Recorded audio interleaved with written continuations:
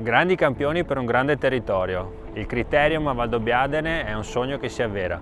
Portare i grandi campioni del Giro d'Italia a contatto con il pubblico, con il nostro pubblico, è veramente qualcosa che riempie il cuore a tutti gli sportivi di questa bellissima zona. Grazie all'impegno della Regione, all'impegno degli organizzatori, riusciremo veramente a vedere i nostri campioni il giorno dopo della fine del Giro d'Italia sulle nostre strade, a contatto con il pubblico, a contatto con la gente. Un bagno di folla che avvicinerà i campioni che vediamo in televisione il giorno prima e li vedremo qui in questa bellissima piazza e in mezzo alle nostre bellissime colline.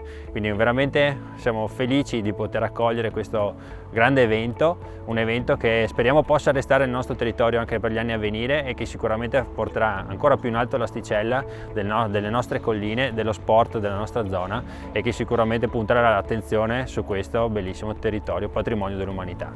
Ci vediamo il 30 maggio a Valdobbiadene.